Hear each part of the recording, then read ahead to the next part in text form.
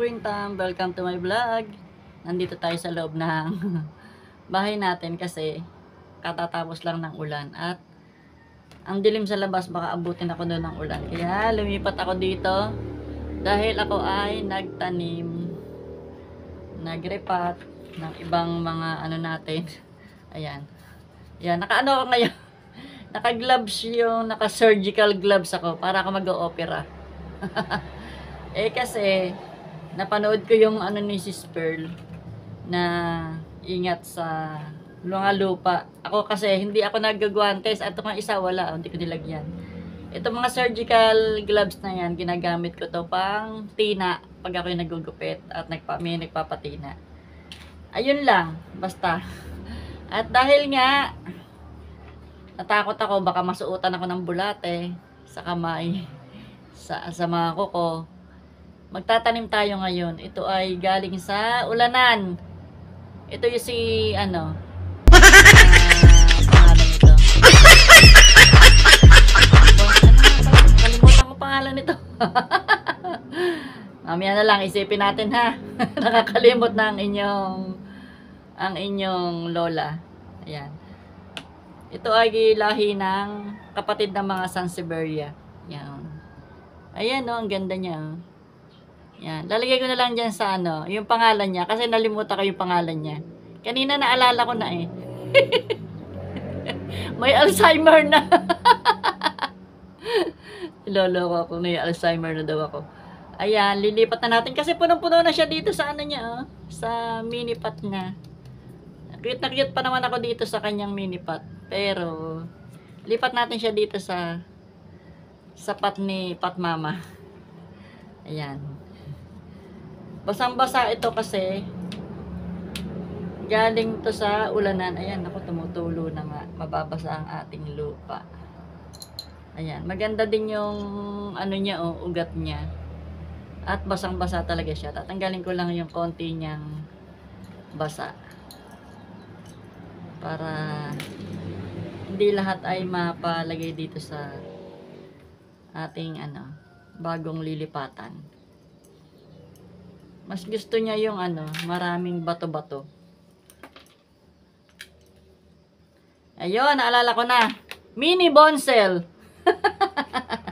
Oh, di ba? Naalala ko din.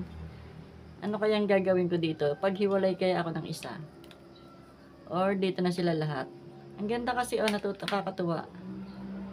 Ang lusog niya. Ang ganda-ganda ng kanyang, ano, wala siya. Ayun, meron na naman siyang isang baby, oh.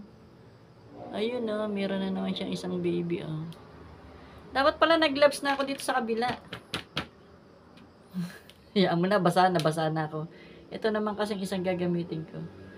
Ayun. At ang ganda ng compact ng kanyang mga dahon. Ililipat na. Maganda kasi siya dito, oh. Hindi ko na siya babawasan. Hayaan ko na lang siya dumami dito. Lagay pala natin yung mga labarak dito sa ilalim kasi malalaki yung butas niya. Malaki yung butas ng paso na to. Yan. Kakunti pala yung labarak na nakuha ko. Ito kasi yung pandadakot ko ng lupa. Itong aking kanan. Kaya ito yung nilagyan ko ng surgical gloves. Surgical, hindi po. Wala lang kasi akong guantes, kaya surgical gloves ang ginamit ko. Hindi po required to. Sabihin naman dyan, required ba ang surgical gloves? Hindi po. Wala lang po akong guantes talaga. Dahil ako po yung magtanim ay, ano, kinakamay ko talaga yung lupa. Masama pala yun. Masama pala sa ating kalusugan. Ang kamayin ng lupa. Diba? Dapat pala nahugasan ko siya. Pero okay lang. Brasin na lang natin yung basa kasi yung ano niya. Gusto ko na siyang i-repat. Nakita ko siya. Kaya kahit basang-basa siya sa ulan, i-repat ko siya. Hindi naman ito ma-arting katulad ng mga ano, succulents. Hindi ko sinasabi. Sa akin lang ma-arte ang succulents. Kaya sabi ko, hindi siya. Ayan, no? Ganda-ganda niya. At ang dami na niya. Anong nabili ko to ay dalawa. Dalawa pa lang siya nung siya ay nabili ko. Ayan, mag-iisang taon na siya. Tapos ngayon, 4 na siya ngayon. 4 na. Kukuha lang ako ng dahon dito at ma-propagate. Dahon lang yung kukuhanin ko. Ipopropagate ko siya. Ayan, kukuha ko ng kahit ilang dahon dito. Madali kasi ay naputol yung gilid. Madali kasi siyang ipropa. Dito. Ayun, perfect. Isa pa. Maganda kasing paramihin to. Natutuwa lang ako dito. Isa pa dito sa makapal. Yan. Madali siyang ipropa, promise. At ang dami ko na pong napropa na iba-ibang mga Sansevieria. Lagyan lang natin ng cinnamon powder. Kahit hindi siya succulent. Mas magandang may cinnamon powder. Ay. Nawala.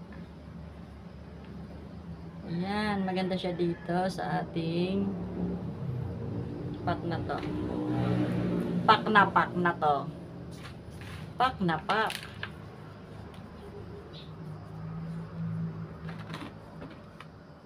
Buti pa tong mga mga Sansevieria, mabait sa akin. Ang succulent talaga. Hindi ako mabuhayan. May nabuhay naman akong ilan, hindi ko talaga ginagalaw ngayon. Kasi pag ginalaw ko, yun na. Sisimula na silang mamatay. Ba't kaya ganon? Maganda naman ang ating lupa. May mga pamistone din naman.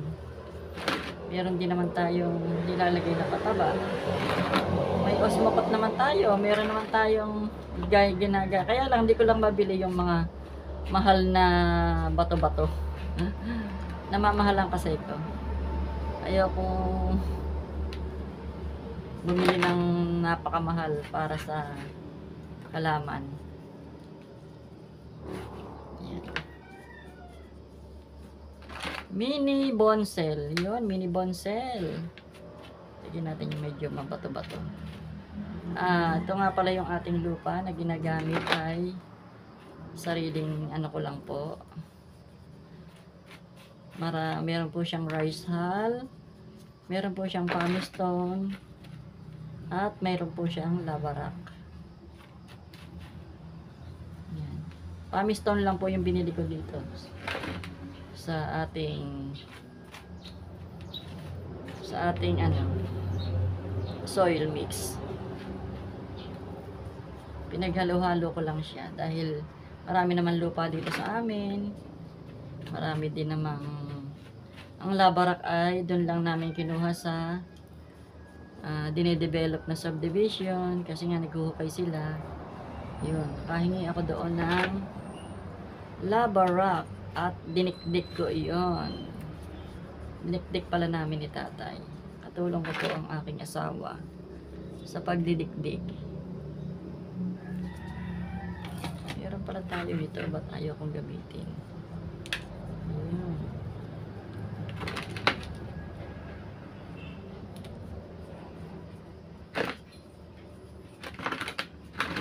Ayun. Ang ating mini bonsai. Wait lang, tatay. Ayun, hindi ko na siya lalagyan ng mga bato-bato dyan dahil meron naman tayo dyan. Teka, hinaan ko lang si Sis Rolly, biglang nagsalita.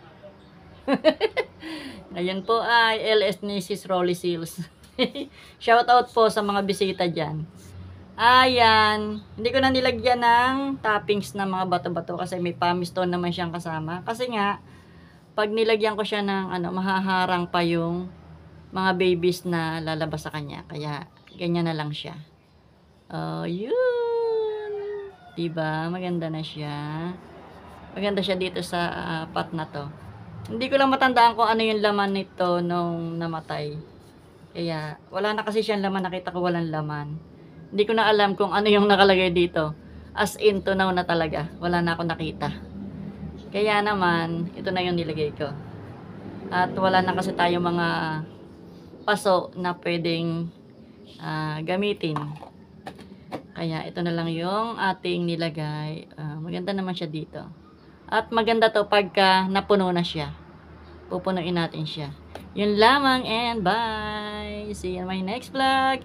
And kung bago ka pa lang sa aking channel, please don't forget to like, subscribe at pakiclick ng notification bell para lagi kang updated sa mga susunod ko pa pong mga video.